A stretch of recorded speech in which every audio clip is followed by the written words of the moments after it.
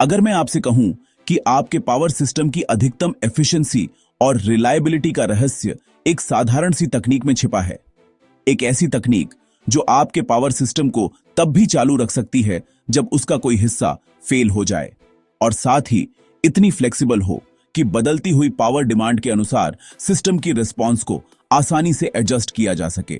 क्या यह बात आपको उत्सुक करेगी? तो यही है पैरेलल ऑपरेशन ऑफ ट्रांसफॉर्मर्स का कमाल। अब आप सोच रहे होंगे कि एक बड़े रेटिंग वाले ट्रांसफॉर्मर को लगाने के बजाय कई छोटे रेटिंग वाले ट्रांसफॉर्मर्स को पैरेलल में इंस्टॉल करना अधिक इकोनॉमिकल क्यों होता है। इसके मुख्यतः निम्नलिखित फायदे हैं।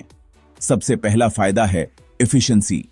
ट्रांसफॉर्मर्स अपनी फुल लोड कंडीशन पर सबसे अधिक एफिशिएंट होते हैं। पैरेलल ट्रांसफॉर्मर्स का उपयोग करने पर केवल उतने ही ट्रांसफॉर्मर्स को ऑपरेट किया जा सकता है जितनी आवश्यकता हो, जिससे वे फुल लोड के करीब काम करते हैं और बेहतर एफिशिएंसी प्राप्त होती है। दूसरा फायदा है अवेलेबिलिटी। यदि किसी ट्रांसफॉर्मर का मेंटेनेंस करना हो तो बाकी ट्रांसफॉर्मर्स लोड को संभाल सकते हैं, जिससे डाउन टाइम कम हो जाता है। तीसरा फायदा है रिलायबिलिटी। यदि कोई ट्रांसफॉर्मर फॉल्टी हो जाए तो बाकी ट्रांसफॉर्मर्स लोड शेयर कर सकते हैं, जिससे कंप्लीट पावर आउटेज होने की संभावना कम हो जाती है। और चौथा फायदा है फ्लेक्सिबिलिटी। ट्रांसफॉर्मर्स को पैरेलल में जोड़ने या हटाने से बदलती हुई पावर डिमांड के अनुसार सिस्टम कैपेसिटी को आसानी से एडजस्ट किया जा सकता है। इससे भविष्य की आवश्यकता के लिए बहुत बड़ा ट्रांसफॉर्मर लगाने की अनावश्यक लागत से बचा जा सकता है और कम लोड पर बड़े ट्रांसफॉर्मर के इनएफिशिएंट ऑपरेशन से भी बचा जा सकता है। लेकिन आखिर पैरेलल ऑपरेशन इतना लाभदायक क्यों है और यह इतने आश्चर्यजनक फायदे कैसे प्रदान करता है? आइए इस रोचक विषय को विस्तार से समझते हैं और साथ ही उन कंडीशंस के बारे में भी जानेंगे जो ट्रांसफॉर्मर्स के सफल पैरेलल ऑपरेशन के लिए आवश्यक होती हैं। कल्पना कीजिए कि दो या उससे अधिक ट्रांसफॉर्मर्स पैरेलल में ऑपरेट कर रहे हैं। बेहतर परफॉर्मेंस के लिए उन्हें कुछ महत्वपूर्ण कंडीशंस को पूरा करना आवश्यक होता है। उनका वोल्टेज रेशियो समान होना चाहिए, परसेंटेज इंपीडेंस समान होना चाहिए, पोलैरिटी समान होनी चाहिए और फेज सीक्वेंस भी समान होना चाहिए। आइए अब इन सभी कंडीशंस को विस्तार से समझते हैं। सबसे पहले बात करते हैं वोल्टेज रेशियो की। सरल शब्दों में कहें तो यदि दो ट्रांसफॉर्मर्स जिनके वोल्टेज रेशियोज अलग अलग हैं, उन्हें एक ही प्राइमरी सप्लाई वोल्टेज से जोड़ा जाए तो उनके सेकेंडरी वोल्टेजेस अलग अलग होंगे। यदि इन दोनों सेकेंडरीज को एक ही बस से जोड़ दिया जाए तो उनके बीच और परिणाम स्वरूप उनके प्राइमरीज के बीच भी सर्कुलेटिंग करंट फ्लो करेगा। क्योंकि ट्रांसफॉर्मर्स की इंटरनल इंपीडेंस बहुत कम होती है, इसलिए सेकेंडरी वोल्टेज में थोड़ा सा अंतर भी बहुत अधिक सर्कुलेटिंग करंट उत्पन्न कर सकता है। इससे अनावश्यक अतिरिक्त कॉपर लॉसेस होती हैं। अब बात करते हैं परसेंटेज इंपीडेंस की। पैरेलल में चल रहे दो ट्रांसफॉर्मर्स के बीच लोड करंट का बंटवारा उनकी एमवीए रेटिंग्स के अनुपात में होना चाहिए।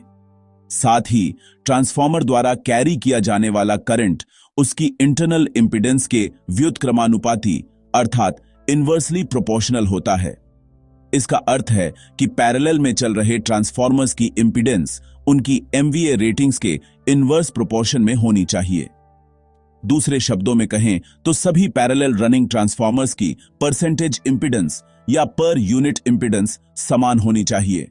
मैंने परसेंटेज इंपीडेंस पर पहले से एक डिटेल्ड वीडियो बनाया हुआ है। बेहतर समझ के लिए मैं आपको वह वीडियो देखने की सलाह दूंगा। उसका लिंक डिस्क्रिप्शन में उपलब्ध है। अब बात करते हैं पोलैरिटी की। पैरेलल में ऑपरेट करने वाले सभी ट्रांसफॉर्मर्स की पोलैरिटी समान होनी चाहिए। सेकेंडरी में उत्पन्न होने वाली इंड्यूस्ड ईएमएफ की इंस्टेंटेनियस डायरेक्शन के आधार पर पोलैरिटी निर्धारित की जाती है। यदि दो ट्रांसफॉर्मर्स को समान इनपुट पावर दी जाए और उनकी सेकेंडरी इंड्यूस्ड ईएमएफ की इंस्टेंटेनियस डायरेक्शन एक दूसरे के विपरीत हो तो कहा जाता है कि उनकी पोलैरिटी ऑपोजिट है, और यदि दोनों की डायरेक्शन समान हो तो उनकी पोलैरिटी सेम मानी जाती है। यदि पैरेलल में जुड़े ट्रांसफॉर्मर्स की पोलैरिटी समान नहीं होगी तो उनके बीच बहुत अधिक सर्कुलेटिंग करंट फ्लो करेगा, लेकिन इसके बावजूद कोई लोड सप्लाई नहीं हो पाएगा। अब बात करते हैं फेज सीक्वेंस की। फेज सीक्वेंस से तात्पर्य उस क्रम से है जिसमें फेजेस अपनी मैक्सिमम पॉजिटिव वोल्टेज प्राप्त करते हैं। पैरेलल में जुड़े दो ट्रांसफॉर्मर्स का फेज सीक्वेंस बिल्कुल समान होना चाहिए, अन्यथा प्रत्येक फेज पेयर साइकिल के दौरान शॉर्ट सर्किट हो जाएगा। ये सभी कंडीशंस ट्रांसफॉर्मर्स के पैरेलल ऑपरेशन के लिए अत्यंत महत्वपूर्ण हैं। हालांकि व्यवहारिक रूप से दो अलग अलग ट्रांसफॉर्मर्स की परसेंटेज इंपीडेंस को बिल्कुल समान बनाना कठिन होता है।